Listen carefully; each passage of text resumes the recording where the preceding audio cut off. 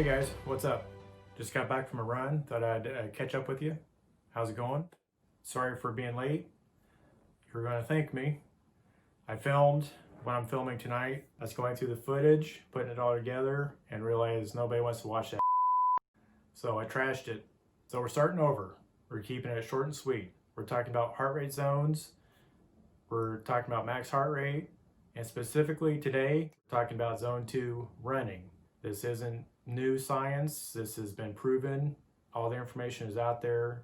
Trainers, coaches, professionals, they all use this.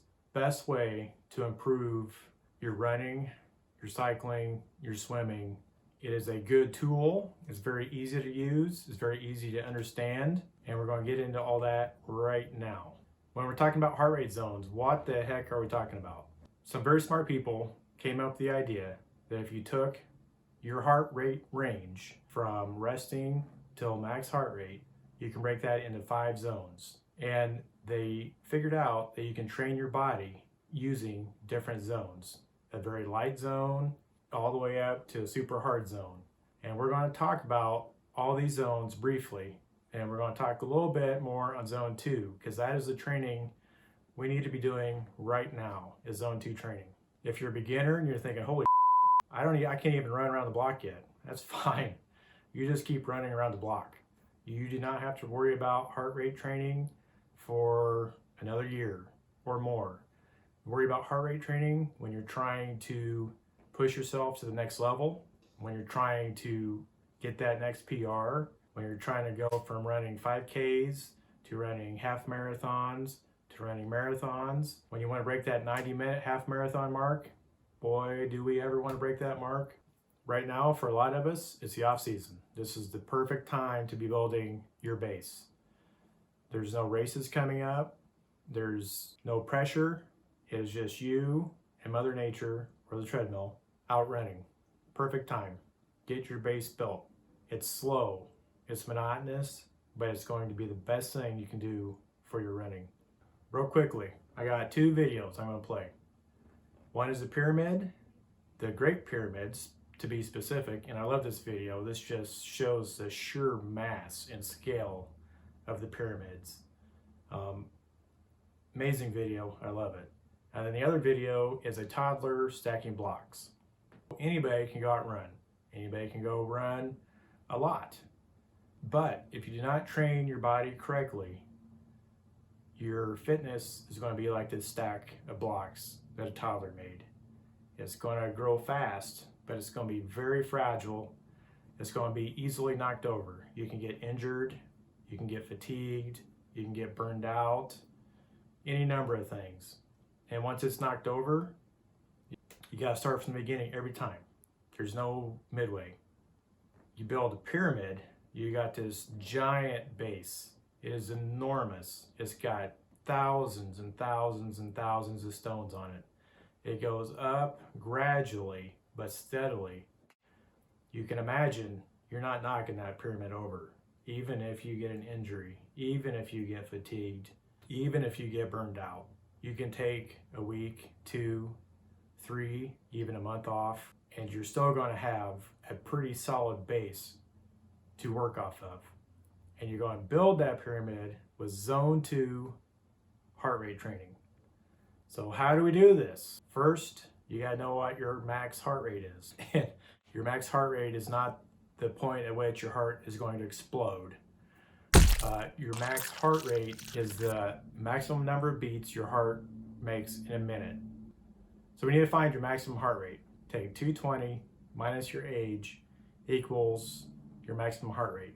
For me, I take 220 minus 48 equals 172. That is my max heart rate. You take 172 times 50%, times 60%, times 70%, all the way up to 100%.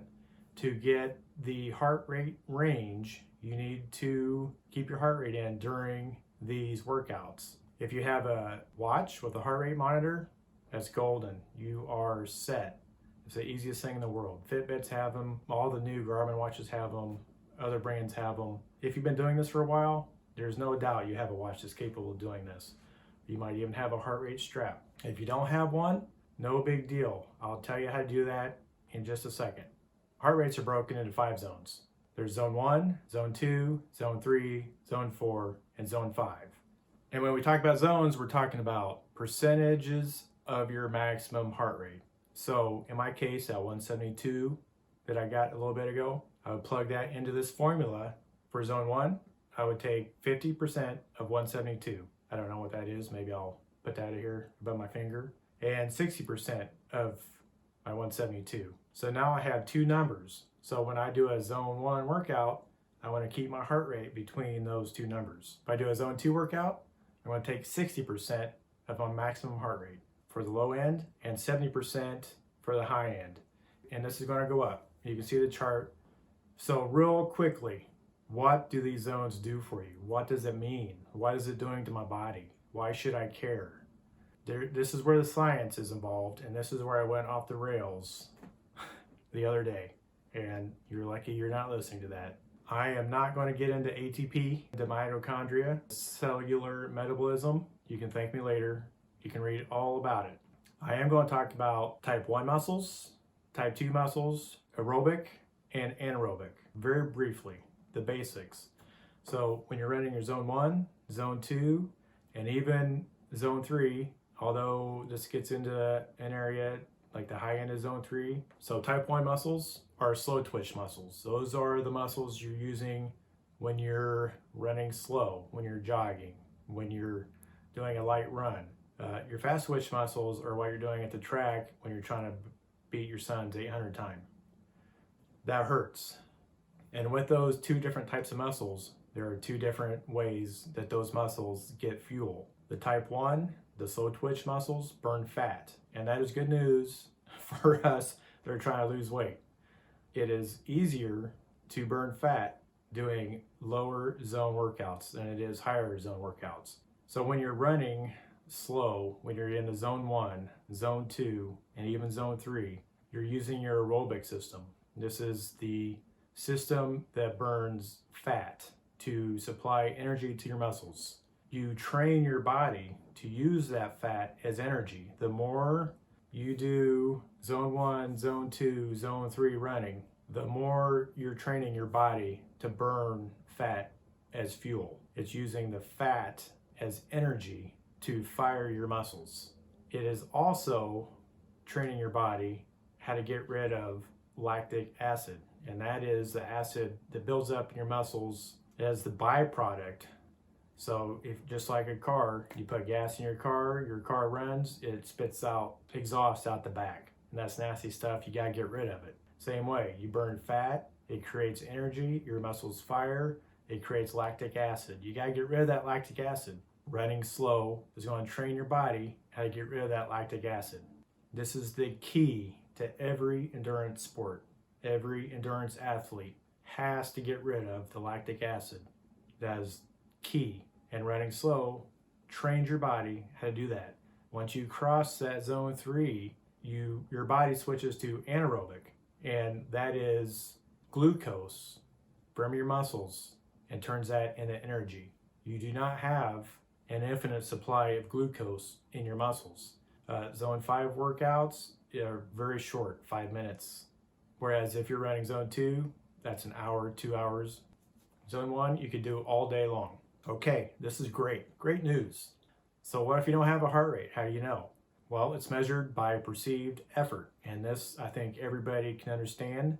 If you're on a walk, you're on a walk talking to your friends, and you walk 4 miles around your town, and you're talking the entire time, that is zone 1. You talked the whole time, you were never out of breath. Zone 2, perceived effort. You're going to be able to carry on a conversation. It's going to be a little tougher. You're not going to have 5-paragraph diatribes of information going back and forth. It might be 5 or 6 sentences. You got to take a breath. You got to take a little breather, but it's not going to be hard. Zone 3, it's going to be hard. You're going to be getting 1 or 2 sentences out. You got to stop. You got to catch your breath. Get another sentence or 2 out. Stop. Catch your breath. Zone 4, if you're talking, it's 1 word. It's help. This hurts. Call someone. Zone 5, you're not talking. you're grunting. Zone 5, you don't even think about talking. So that's how you can tell perceived effort. It goes right on hand in hand with heart rate training. A lot of times you can get a workout plan. If you grab a workout plan, I highly encourage everyone to get a workout plan. If you have a race coming up in the next few months, look for a workout plan. I'll link you to some sites where you can get some free ones. I love the free, you know that. If you ever come across a plan and it says at conversational pace, that is zone 2. If they say run this workout where it's harder to have a conversation, that's a zone 3. Okay, I gotta stop. Otherwise I'll keep going. I'm afraid I've lost you already. This has gone on. I will link a bunch of good links. Trust me, this stuff is interesting.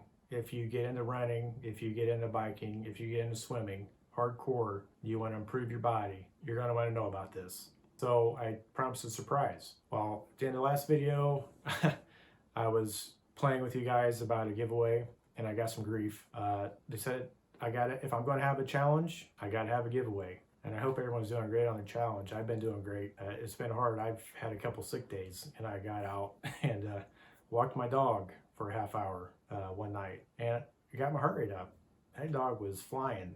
So I hope you guys are sticking with it. I'm designing a t-shirt. The winner of my 30-day challenge will get this t-shirt. And if there's any interest, I'm going to get some printed and you can buy them for cost of whatever it costs to make these. I'm not going to make any money off this. I'm not here to make money. I'm here to help you. I'm here for you to help me get motivated and run my ass off. Peace. You're going to thank me. I recorded what I'm going to talk about today last week, edited it. I recorded it last week. I edited it.